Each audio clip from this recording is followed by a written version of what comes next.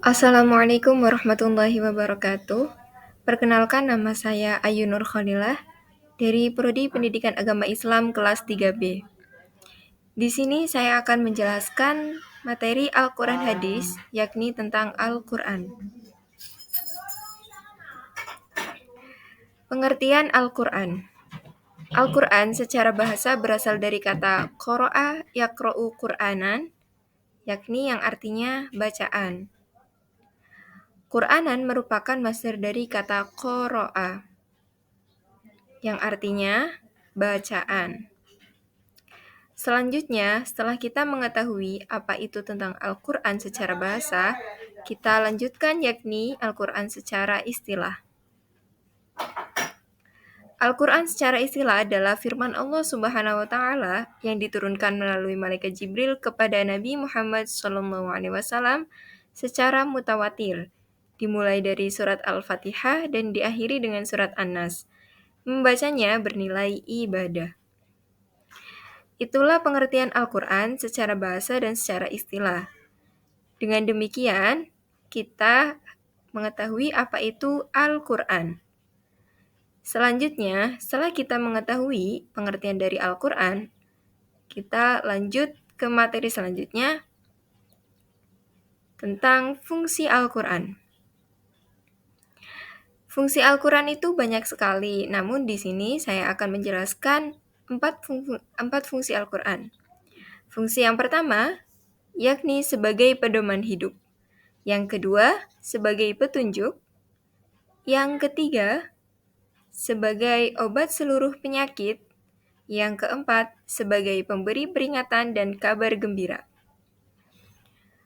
Oke, mari kita jelaskan satu persatu apa itu fungsi Al-Quran. Fungsi Al-Quran yang pertama, yaitu Al-Quran sebagai pedoman hidup. Dalam Al-Quran terdapat segala pokok syariat dan dalil-dalil syar'i mencakup seluruh aspek hukum bagi manusia dalam menjalani hidup di dunia maupun di akhirat.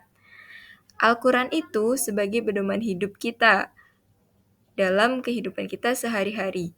Di dalam Al-Quran terdapat banyak sekali pokok-pokok ajaran syariat dan dalil-dalil yang mengatur semua aspek kehidupan kita.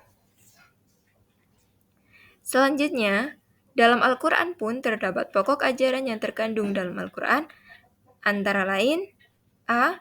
Akidah atau keimanan, B. Ibadah, C. Akhlak, D. Hukum.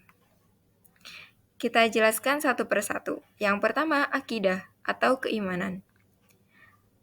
Akidah atau keimanan artinya keesaan kita atau kita beriman kepada Allah Subhanahu wa Ta'ala, yakni meyakini bahwa Allah Subhanahu wa Ta'ala itu adalah Maha Esa atau Maha Satu. Dalam Al-Quran pun dijelaskan seperti dalam surat Al-Ikhlas ayat 1-4. Di situ dijelaskan bahwasanya Allah Subhanahu wa Ta'ala adalah Maha Esa yang tidak mempunyai anak dan juga tidak diperanakan. Yang kedua, pokok ajaran yang kedua ada ibadah. Ibadah di sini yakni kita sebagai hamba Allah Subhanahu wa Ta'ala hidup di dunia hanya untuk beribadah kepada Allah. Dan semua tentang ibadah terdapat dalam Al-Quran. Yang ketiga adalah akhlak. Akhlak. Al-Quran mengatur semua tentang akhlak. Seperti contoh dalam surat Al-Ahzab ayat 21, di situ tertera bahwa Nabi Muhammad SAW adalah menjadi suri tauladan kita. Yang keempat adalah hukum. Dalam Al-Quran dijelaskan semua tentang hukum, baik itu hukum pernikahan, hukum waris, dan hukum kehidupan kita di dunia. Fungsi yang kedua adalah Al-Quran sebagai petunjuk. Al-Quran diturunkan untuk memberikan petunjuk bagi manusia. Al-Quran selalu menjadi rujukan utama dalam menyelesaikan segala permasalahan. Al-Quran digunakan untuk petunjuk kita dalam melakukan kehidupan sehari-hari. Fungsi yang ketiga adalah Al-Quran sebagai obat segala penyakit. Selain menjadi obat penyembuh bagi penyakit hati dan jiwa, Al-Quran juga menjadi obat penyembuh penyakit fisik. Asy-Shinqiti dalam kitabnya Tafsir Adwa Al-Bayan mengatakan bahwa Al-Quran ialah obat penyembuh yang mencakup obat bagi penyakit hati dan jiwa, seperti keraguan, kemunafikan, dan perkara lainnya. Jika kita sedang mengalami kegalauan atau gundah gulana, maka dianjurkan untuk membaca Al-Quran. Next, ada fungsi Al-Quran yang keempat, yakni Al-Quran sebagai pemberi peringatan dan kabar gembira. Al-Quran memberikan kabar gembira bahwa ada balasan surga bagi orang yang mau menjalankan perintah Allah Subhanahu wa Ta'ala, dan juga memberikan peringatan bagi orang yang dengan sengaja melanggar ketentuan yang tertulis di dalam Al-Quran. Dalam Al-Quran, semua telah dijelaskan. Al-Quran sebagai pemberi peringatan bagi orang-orang yang melanggar ketentuannya atau ketentuan Allah Subhanahu wa Ta'ala. Dan juga Al-Quran memberikan kabar gembira ataupun balasan bagi orang-orang yang taat dalam beribadah. Berikut adalah fungsi dari Al-Quran. Kita lanjut ke materi selanjutnya, yakni kemujizatan Al-Quran.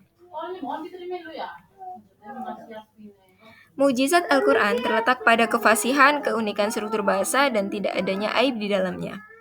Imam Ibnu Uthiyah menyebutkan bahwa mayoritas ulama bersepakat tentang mukjizat Al-Quran yang terletak pada susunan struktur kata dan ayat ataupun nazm. Benarnya, makna yang terkandung di dalamnya dan kefasihan yang maksimal di semua ayat dalam semua surat dari awal sampai akhir. Jadi, Al-Quran itu memiliki kemujizatan atau Al-Quran memang diturunkan kepada Nabi Muhammad SAW sebagai mujizat Nabi. Kemujizatan Al-Quran itu terdapat pada struktur kalimatnya. Mujizat Al-Quran terkait dengan fasahah dan balaghah, yaitu di mana Al-Quran memiliki derajat yang tinggi dalam setiap susunan kata, irama, dan gaya bahasa. Susunan kalimat Al-Quran bukan merupakan syair dengan rangkaian kata menurut suku kata, bilangan tertentu, bukan puisi apalagi sebuah prosa. Jadi, mujizat Al-Quran yang terkait dengan kefasihan atau balaghah dari susunan katanya, yakni tidak ada aib ataupun tidak ada cacat di dalamnya. Al-Quran sangatlah sempurna, karena Al-Quran merupakan kalamnya Allah Subhanahu wa Ta'ala. Dan itu semua menjadi mujizat Nabi Muhammad SAW. Karena Al-Quran diturunkan memang untuk umat Nabi Muhammad. Next, mukjizat Al-Quran yang lain adalah diberitakan proses terjadinya bumi dan langit, bulan, bintang, dan matahari. Selain itu, di dalam Al-Quran juga dijelaskan mengenai proses turunnya hujan dan pengaruhnya terhadap kesuburan tanah di bumi. Dan mukjizat Al-Quran lainnya pun masih banyak sekali. Di Al-Quran menjelaskan bahwa bumi, langit, bulan memiliki proses, dan itu sudah dijelaskan dalam Al-Quran. Berikut itu adalah semua kemujizatan dari Al-Quran. Oleh karena itu, kita tidak boleh mengingkari akan adanya Al-Quran. Al-Quran diturunkan untuk menjadi petunjuk bagi umat Islam di seluruh dunia. Al-Quran pun diturunkan untuk menjadi pedoman bagi kita semua.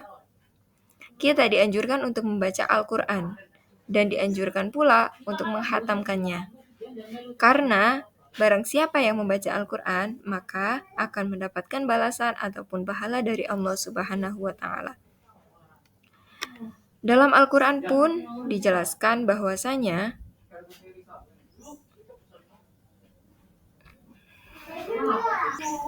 bahwa manusia hidup di dunia itu hanya untuk beribadah kepada Allah Subhanahu wa Ta'ala, dan semua tuntutan ataupun syariat atau aturan-aturannya itu sudah tertera dalam Al-Quran.